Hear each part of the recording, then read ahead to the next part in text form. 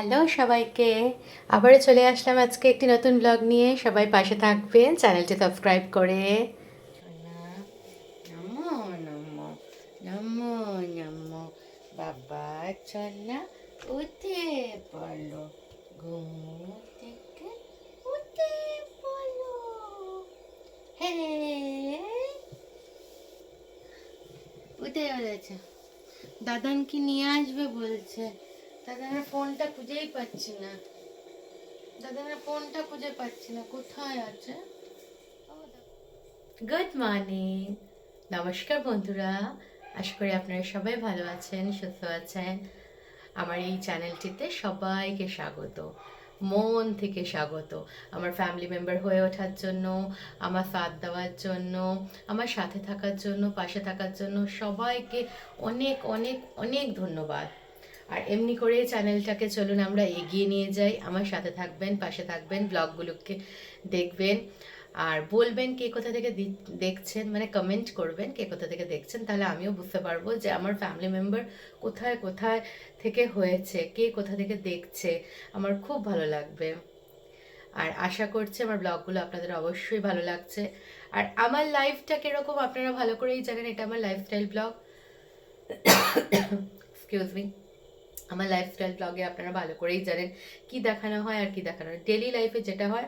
আর কোনো কিছু লুকানো নেই আপনাদের কাছ থেকে, যে কোনো ঘটনা দুর্ঘটনা ঘটছে সেটাও দেখাচ্ছি, কোনো জিনিস ঘটছে ঘটনা ঘটছে সেটাও আপনাদের সাথে শেয়ার করছি। যেটা ন্যাচারাল সেটাই শেয়ার করছি। যদি ছেলে কাঁদছে, এক্সকিউজ মি, তো ছেলের কান্নাটা শেয়ার করছি। যদি ছেলে হাসছে তা সেটাই শেয়ার করছি। যদি আমার কষ্ট হচ্ছে সেটা শেয়ার করছি। যদি আমি ভালো আছি সেটা শেয়ার করছি। আপনাদের সব কিছু শেয়ার করছি। দয়া করে আপনারা পাশে থাকবেন, সাথে থাকবেন। আপনাদের পাশে আর সাথে নিয়েই আমি এগিয়ে যেতে চাই। একা একা কখনো পথ চলা যায় না। আর এত যে গল্প আপনাদের সাথে করতে পারি, শুধু আপনাদের এত এত ভালোবাসার জন্যই আপনাদের সাথে এত গল্প করতে পারি। এটা সত্যি ঠিক যে আমি মাকে হারিয়েছি, কিন্তু এই চ্যানেলটা মাই আমার জন্য মানে মাই স্টার্ট করিয়েছে জোর করে বলে বলে। মায়ের বলাতে আমি চ্যানেলটা স্টার্ট করেছি, কারণ মা বলেছিল যে তুই তো বাবুটাকে নিয়ে, মানে আমার ছেলেটাকে নিয়ে বলেছিল, তুই সোনাকে নিয়ে এতগুলো ভিডিও বানিয়ে রাখিস, ছোটো ছোটো করে ভিডিওগুলো ছাড়িস। একটা হয় না যে এরকম করে সুন্দর করে ভিডিওগুলো ইউটিউবে সবার দেখি, তুই একটুখানি ছাড়তে পারিস না, তাহলে তো ভালো লাগে। মায়ের বলা থেকে আমি প্রথম ইউটিউবে ভিডিও ছাড়লাম। প্রথম আমার ভিডিও ছিল আমার ছেলের কি কি বই আমি 3 মাস বয়স থেকে পড়াচ্ছি, সেটা ছিল ইউটিউবে। তারপরে তো আগে কয়েকটা ভিডিও ছিল, ওই ভিডিওগুলো ছেড়েছি যে আমার ছেলে যখন 3 মাসের আমার মাকে ডাকছে নিজের কান্না দিয়ে যে ঘুমু পাড়ানোর জন্য, এইসব ভিডিওগুলো শর্টস ভিডিও ছিল ওগুলো। আস্তে আস্তে শর্ট ছোট ছোট ছোট ছোট 3 মিনিট 5 মিনিট অমনি করে লাস্টে লাস্টে লাস্টে ওটা ডেলি লাইফস্টাইল ব্লগে আসলো, যে সারা দিন আমার দিনটা কিরকম যাচ্ছে। সকালে ওঠা, ছেলেকে উঠানো, ছেলেকে স্কুলে পাঠানো, ছেলের জন্য টিফিন বানানো, ছেলেকে নিয়ে যাওয়া, ছেলেকে নিয়ে আসা, ছেলেকে ফ্রেশন আপ করানো, খাওয়ানো, ছেলে, মা, আমি, আমার হাজব্যান্ড, এটাই হচ্ছিল আমার দুনিয়া। এইবারে দুনিয়াটার মধ্যে একটু চেঞ্জেস আসছে। মানে আপনাদের জন্য লাগবে যে একটা মানুষ নেই, চেঞ্জেস আসছে, কিন্তু আমার দুনিয়াটা পুরোটাই বিগড়ে গেছে। সেটা হচ্ছে আমার মা চলে গেল। আপনারা যারা আমার ব্লগ প্রথম থেকে দেখেছেন তারা জানেন আমার মায়ের হাতের এক একটা রান্নার রেসিপি থাকতো। আজ বুকের ওই জায়গাটা খালি হয়ে গেছে। আর মা চলে যাওয়া না, ওটা যতই বাবা থাকুক ওটা ওটা ভরে না। সবাই একটাই জিনিস বলছে, ফোন করলে পরে সবাই বলছে এগোতে হবে, ধরে রাখলে হবে না, এগুলো ছাড়, এগুলো করলে হবে না। ছাড়বো কি করে বলুন, কি করে ছাড়বো? আর মায়ের কোনো সাবস্টিটিউট হয় না। সত্যি বলছি, আমার মা অমায়িক মানুষ ছিল। মানে কিছু চাইতে হতো না, কিছু বলতো না। এই জাস্ট কোথা থেকে আসলাম, এসে মামা বলে এই যে বুকে জড়িয়ে নিলাম, বা কোমরটা জড়িয়ে নিলাম, বা এমনি করে মাকে জড়িয়ে নিলাম। আমার সবচেয়ে বড় দুঃখ রয়ে গেল কি বলুন তো, সবচেয়ে বড় দুঃখ রয়ে গেল যে আমি লাস্ট 16টা দিন, মায়ের মৃত্যুর আগে যে লাস্ট 16টা দিন খড়গপুরের আইসিইউতে ছিল, 16টা দিন আমি মাকে দেখতে পারিনি। মায়ের কিছু করা তো ছাড়ুন, মাকে দেখতেটুকু পারিনি। বুকে জড়াবো, মাথায় হাত দেবো, হাতটা ধরবো, কিচ্ছু পারিনি। ওই দুঃখটা আমি কোনোভাবে কষ্টটা ভুলতে পারছি না। প্রত্যেক দিন আমার ভেতরে এটা আবার মানে করছে। সারাদিনই সব কাজ করছি, কথা বলছি, সব কিছু করছি, আর ডেইলি সকালে ডিউটি হচ্ছে ঘুম থেকে উঠে মায়ের ফটোটার কাছে যাওয়া, মায়ের ফটোটা একটু মুছে দেওয়া, মায়ের ফটোটার সাথে একটু গালে গাল দেওয়া, দিয়ে মা ভালো থেকো বলে রেখে দিয়ে আসছি ফটোটা। আর তো তাকে জড়াতে পারছি না, শেষ সময়টুকু এটুকু করতে পারিনি। সেই সময় মনে হচ্ছে 23শে জানুয়ারি মা যখন হসপিটালে ভর্তি হতে যাচ্ছিল এখানে ধানবাদে, সেদিনই মাকে আমি জড়িয়ে ধরলাম, বললাম মাম্মা এখন আবার একটু অক্সিজেনটার প্রবলেম হচ্ছে, চিন্তা করো না, আমি আছি তো মাম্মা, তুমি ঠিক হয়ে যাবে, তুমি আরামে হেঁটে হেঁটে নিচে নামো, রাজকুমারজির অটো করে যাও, রাজকুমারজি তোমাকে অ্যাডমিট করিয়ে দেবে, তুমি আর বাবা যাও, আমি ফোনে কথা বলে নেবো ডক্টরের সাথে, তারপরে ও আসুক, ও যাবে। ওই যে লাভ জড়িয়েছিলাম আর জড়াতে পারিনি। এই কষ্টটা কাউকে বলতে পারবো না, সত্যি বলছি, কাউকে মানে এই বলতে পারবো না, না সরি, মানে এই কষ্টটা কাউকে বুঝাতে পারবো না যে এটা আমার কোথা থেকে কোন কষ্টটা হয়েছে। এই যে মাকে আমি লাস্ট মোমেন্টে কিছু করতে পারিনি। আপনারা বলবেন প্রত্যেকদিন ব্লগেই মায়ের কথা, শেষ হচ্ছে না, মায়ের কথা হচ্ছে না, কোনো মতে মাকে সে জায়গা থেকে সরাতে পারছে না। আজ এই রান্নাঘরটায় আছে না, এই রান্নাঘরটা মায়েরই জায়গা, মায়েরই জায়গা ছিল। আমি কিছু জানতাম না আমার রান্নাঘরে কোথায় কি আছে, কারণ আমার মা একটাই কথা বলেছিল, তুই সোনাকে নিয়ে দেখ, তুই বাইরে যা সামলাচ্ছিস সামলা, রান্নাঘরে ঢুকবি না। আমার মায়ের বেস্ট পার্ট ছিল রান্নাঘর, সেজন্য আমার বাবা, আমরা মানে আমি নয়, আমার বাবা আর হাজব্যান্ড দুজনে মিলে দুষ্টুমি করতাম, যা তুমি তোমার এসি রুমেই থাকো, কতবার তোমাকে ডাকা হচ্ছে কিন্তু তুমি আসছো না।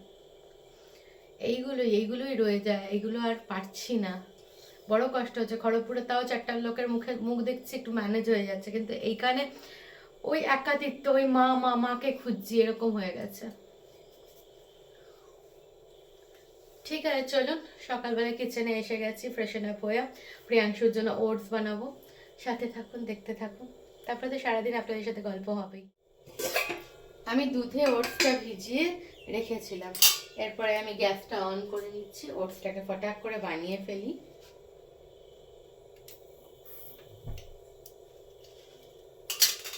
কারণ অনেকদিন না প্রিয়াংশু ওটস খায়নি, আর আমি চাইছি যে প্রিয়াংশু ওটসটাকে খাক, অনেকদিন খায়নি। এই খড়গপুর গেছিলাম তখন আমার এক কাকিমা, টিলা কাকিমা, সে বানিয়ে দিয়েছিল, আজকে আমি বানিয়ে দিই বাবুটার জন্য ওটস। আর ঠান্ডা হতেও টাইম লাগবে, গরমকালও এসে গেছে না, আর একটা পাত্রে আমাকে ঠান্ডা হতে দিতে হবে, ও বেরিয়ে যাবে তারপরে বানাবো চা। এটা হোক, যে আমি খাবো এখন এই ছোলা বাদাম, হাজবেন্ড খেয়ে গেছে আর আমারটা রাখা আছে, আমার খেয়ে নিয়েছি আগে আমি, আর এইটা রাখা আছে, খেয়ে নিই চলুন। হাজব্যান্ডের সাথে কথা বলতে বলতে আমি এখানে প্রিয়াংশুর ওটসটা রেডি করে নিচ্ছি, গুড় মিক্স করে এটা ঠান্ডা করে নিচ্ছি, বারে বারে জলটা চেঞ্জ করে নেবো, একবার জল চেঞ্জ করে নিলাম, দ্বিতীয়বার আবার জলটা নিলাম, জলটা নিয়ে তারপরে আবার ওটাকে ঠান্ডা করার চেষ্টা করছি। এর মধ্যে ছোলা বাদামটাও খেয়ে নিই, নয়তো আমাকে বকা খেতে হবে হাজব্যান্ডের কাছে। ব্রাশ করছে আয়নায় দেখে দেখে, বললো আমি ব্রাশ করবো আয়নায় দেখে দেখে, ঠিক আছে। আমরা অ্যাকচুয়ালি বাথরুমে ওয়াশরুমে তো করি না ব্রাশটা, আয়নায় দেখে দেখে, এই যে তাড়াতাড়ি করেছো না, তাড়াতাড়ি করার। আমি এখানে ওর ড্রেসগুলো বের করে রেখে দিয়েছি, ওখানে ওর বাবা ডাকলো জলদি আইয়ে মুঁহ ধোনা হ্যাঁ, তাই দৌড়েছে।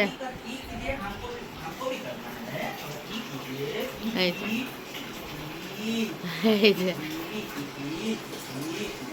প্রিয়াংশুর ব্রাশ হয়ে গেছে, ফ্রেশন আপ করে রেডি করে দিয়েছে, এবারে উনি ওটস খাবেন, তার সাথে খেলা করছে আমার সাথে। এখানে ওর বাবা জুতো পরিয়ে দিল, খাওয়া দাওয়া হয়ে গেছে, এবার প্রিয়াংশু বেরিয়ে পড়বে। আই লাভ ইউ সোনা, হ্যাঁ সাবধানে, হ্যাঁ সাবধানে বেটা, আচ্ছা। হাজব্যান্ড চলে গেছে প্রিয়াংশুকে নিয়ে, আমি এখানে চা বসাতে এসে গেছি, চা বসিয়ে দিই।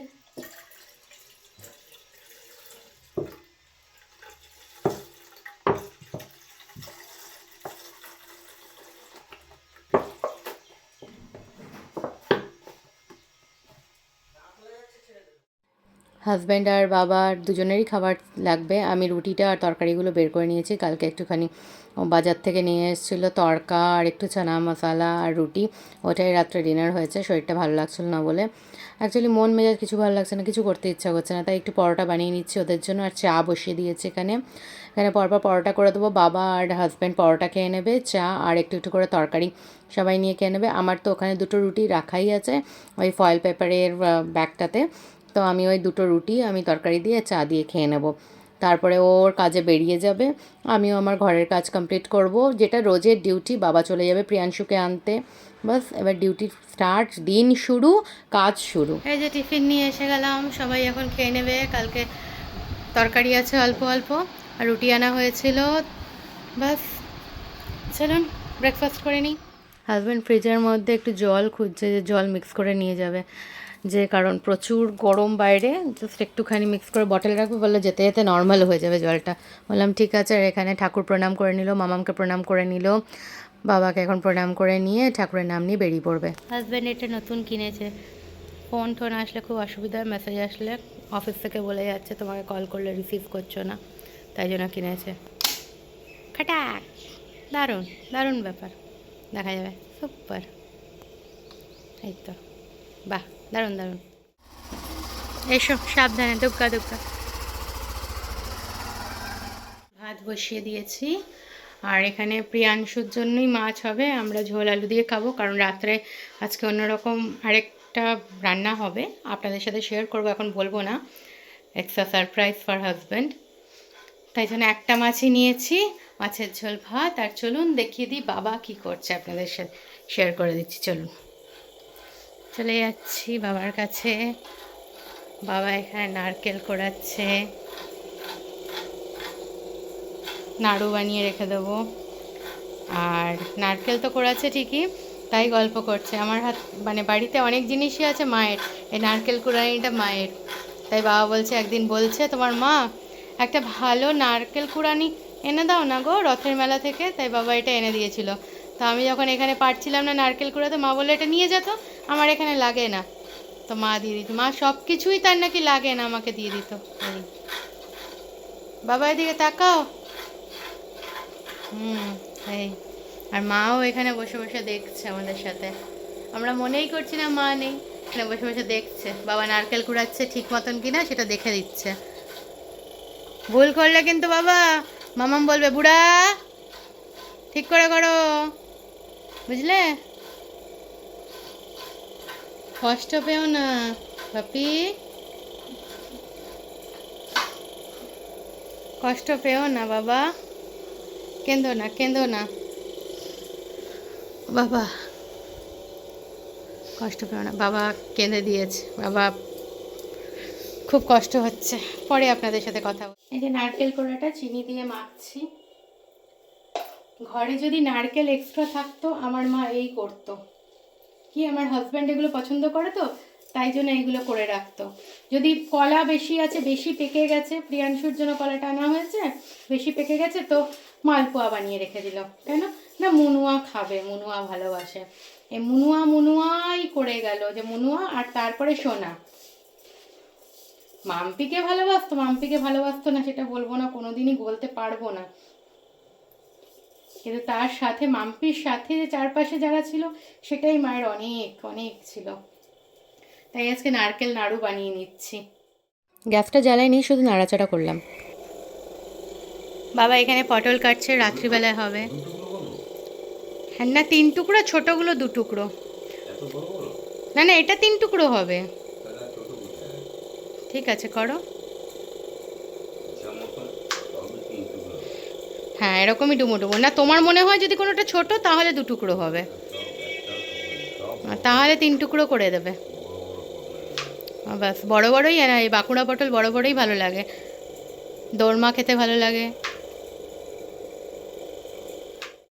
এবারে গ্যাসটা জ্বালিয়ে নিয়ে লো ফ্লেমে সুন্দর করে নাড়াচাড়া করছি। হাজব্যান্ডের না একটু পিঙ্কিশ ভাব, হালকা পিঙ্ক থেকে ব্রাউনিশ ভাব হবে, ওইটা পছন্দ।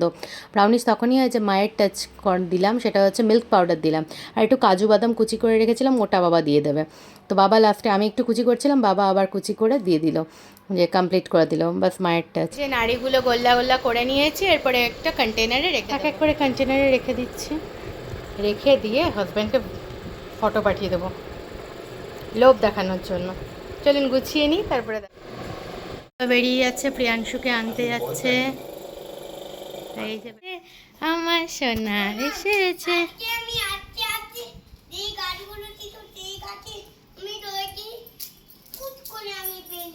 না না না, করে না মা, করে না দুত্তু। আসো আসো, তোমার জন্য সারপ্রাইজ আছে, আটো আটো আটো আটো আটো। প্রিয়াংশু স্কুল থেকে এসে গেছে, দুত্তু করছে।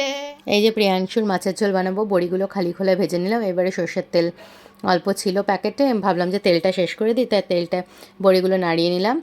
বড়িগুলো খালি খোলা নাড়িয়ে নিলে খুব ভালো হয় জানেন। এদিকে বাবার জন্য আর আমার জন্য অল্প একটু চা বসিয়েছি, বড়িগুলো ভেজে নিয়েছি, নামিয়ে আলুটা বসিয়েছি, বসিয়ে একটু ঢাকা দিয়ে দিলাম। এবার বাবার কাছে যাব চা নিয়ে। এবারে এসেছি, ঢাকা খুলে দেখছি হ্যাঁ আলুগুলো প্রায় ভাজা হয়ে গেছে, উঠিয়ে নিলাম। এবারে এর মধ্যেই আমি অল্প করে মানে আগে মাছটা ভেজে নেব, তারপরে আমি গোটা জিরা অল্প ফোড়ন দিয়ে দেবো ওর সাইডেই, দিয়ে তার মধ্যে ওই টমেটো কেটে রেখেছিলাম, কাঁচা লঙ্কা, একটু জিরা ধনের গুঁড়ো, হলুদের গুঁড়ো, নুন আর কাঁচা লঙ্কাগুলো গোটাই দিয়েছি, আর টমেটো, বাস এটা দিয়ে করে নেব মাছের ঝোলটা। প্রিয়াংশুর আর বাবার দুজনের হবে, আমি আগের দিনের আছে একটু, সেই খাবারই খেয়ে নেব। হয়ে গেল মাছের ঝোল রেডি। ওদিকে মাইক্রোওয়েভেও আওয়াজ দিয়ে দিয়েছে, ভাত গরম হয়ে। শুভ সন্ধ্যা। প্রিয়াংশু কি খাচ্ছে দেখুন, কি খাচ্ছ, কি খাচ্ছ বলো বলো বলো। সেও মুড়ি, সেও মুড়ি খাচ্ছে প্রিয়াংশু। হ্যাঁ তো মুড়ি মুড়ি সেও দুটো মিলিয়ে খেতে হবে। এদিকে বাবা বললো আমি সন্ধে দিচ্ছি, আমি ঠিক আছে দেবে কি, সব ঘর ছড়ানো না, সন্ধে দিয়ে দেবে বাবা এখন। আর এই যে মা আর হাজব্যান্ডও বললো আমি আসছি, আমি চা বানাতে যাই কিচেনে। ভাতটা বসিয়ে দিলাম একদিকে, আর একদিকে প্রিয়াংশুর জন্য সাবু বানাবো, ও না ওই সেও মুড়ি খেলো না, আমি বললাম সাবু বানিয়ে দিই, হাজব্যান্ডও বললো বানিয়ে দাও, এই যে সাবুটা বানিয়ে খাইয়ে দেবো। একদিকে মুসুর ডাল বসিয়ে দিয়েছি, কারণ পটল চিংড়ি তো একটুখানি মাখা মাখা হবে, তাই জন্য মুসুর ডালটা বসিয়ে দিয়েছি। আর একদিকে এবারে চা বসালাম, প্রিয়াংশুকে খাইয়ে এসে গেছি আমি। সাবুটা খেতে গিয়ে বলছি এটা কি, এটা কি বললে হবে না, খেতে হবে, খাইয়ে দিয়ে আসলাম। এবারে চা করি, আমরা একটু চা খাবো। আর ভাত এখানে 1 ফুট দিয়ে রেখেছি, জানেনই তো আমার প্রসিডিওর, ভাত প্রায় হয়েই যাবে, গরম আছে, হয়ে যাবে, পরে মার গেলে নেবো। চলুন করি, চা বানাই। মসুর ডালটা যে বসিয়েছি, যে উপরে ফ্যানাটা আছে, ফ্যানাটা ফেলে দিতে হয়, ছোটো থেকেই দেখতাম, করতাম এটা, মাও করতো। আর এদিকে চাটা একটুখানি এলাচ দিয়ে করছি, ওটা করে নিচ্ছি। আচ্ছা এই ফ্যানাটা কেন ফেলি, ওটা কেউ জানলে জানাবেন তো, অবশ্যই আপনারা জানেন, কারণ যারা মা বয়সী বা যারা আমাদের বয়সী, কি আমার থেকে ছোটও হবে, জানলে পরে জানাবেন তো কেন এই ডালের ফ্যানাটা ফেলা হয়। আমি ঠিক জানি না, মানে সত্যিই জানি না এটা। আর এদিকে আমি চা ছেঁকে নিচ্ছি, হাজব্যান্ডকে ডাকলাম, ও যে চাটা নিয়ে যাও, চাটা নিয়ে গেলে আমি এদিকে কাজগুলো করব, চাটা খেয়ে নেব, তারপরে কাজগুলো করব, তো একটু কাজ গুছিয়ে আসছি, ততক্ষণে চাটা ঠান্ডা হবে না, একটু নিয়ে চলে যাও। তার মধ্যে প্রিয়াংশু চাচালো, বাবা মামাম বলছে চা নিয়ে যেতে, ও বলে দিল ওর বাবাকে। এই যে ডাল আমার প্রায় হয়ে গেছে, মুসুর ডাল সিদ্ধ, আর এখানে ভাতের মার গেলে একটুখানি শুকিয়ে নিচ্ছি। আর এখানে আমি দুপুরবেলায় কেটে রেখেছিলাম পটল, কেটে ধুয়ে রেখেছিলাম, আর এখানে আলু জলের মধ্যে কেটে রেখেছি, বাস। আর এখানে চিংড়ি মাছটা নুন হলুদ মাখিয়ে রেডি রেখেছি, কড়াই বের করে নিয়েছি, এবারে বসাবো। এখন রাত 8টা বাজে, রেডি করব। চলুন একটা একটা করে নিই, আপনারা সাথে থাকুন, দেখতে থাকুন ব্লগটা। আপনারা যে পছন্দ করছেন এটাই সবচেয়ে বড়। এই যে এখানে কড়াইটা গরম হয়ে গেছে দেখলাম, হাত দিয়ে উপরে, এবারে তেল দিয়ে দিলাম। তেল দিয়ে ফার্স্টেই আমি দিয়ে দেবো হচ্ছে চিংড়ি মাছ, যেটা নুন হলুদ মাখিয়ে রেখেছি। চিংড়ি মাছটা আগে ভাজা করে নেব, ওর গন্ধতেই রান্নাটা হবে। এবারে ওর থেকে নিজস্ব তেল ছাড়বে, চিংড়ি মাছ থেকে প্রথমে জল ছাড়বে, জল ছেড়ে তারপরে ওটা ভালো মতন ভাজা হবে। ভাজা হয়ে গেলে, মানে খুব বেশি ভাজবো না, তাহলে ছাবড়া হয়ে যাবে। ওর মধ্যে অল্প গোটা জিরা দিয়ে পটলটা দিয়ে দিলাম, পটল দিয়ে এরপরে আলুটা আছে, আলুটাও দিয়ে দেবো। পটল আলু ভালো করে ভাজা ভাজা করব। তো আজকে আমি রান্নাটা একটু হালকা করছি, অন্যদিন হলে পরে আরেকটু কষিয়ে রান্নাটা করতে পারতাম। যেহেতু রাত্রিবেলা খাবো, প্রিয়াংশু খাবে, তাই জন্য ঝালও দিচ্ছি না, সিম্পল করছি। বাস ওই মাঝখানে তেলটা ছিল, ওর মধ্যে জিরা ধনের গুঁড়ো, নুন, অল্প হলুদের গুঁড়ো, অল্প কাশ্মীরি মির্চ, টমেটো দিলাম, বাস দিয়ে এটা নাড়াচাড়া করে নিলাম। লাস্টে আমি কয়েকটা কাঁচা লঙ্কা দিয়ে দেবো, চিংড়ি মাছটাও দিলাম, দিয়ে নাড়াচাড়া করলাম। বেশ কষা কষা ভাব থাকবে। এর মধ্যে পরিমাণ মতো জল দিয়ে দেবো, জল দিয়ে ঢাকা দিয়ে দেবো। ঢাকা দিয়ে ফুটে আসবে, তখন নামাবো। তো পরে আবার না এটাকে আরও শুকিয়েও নিয়েছিলাম আমি। চিংড়ি কমপ্লিট হয়ে গেল, একটু হালকার উপরে করেছি কারণ রাত্রিবেলার ব্যাপার তো, সবাই খাবে। এখানে মুসুর ডালটাও হয়ে গেছে।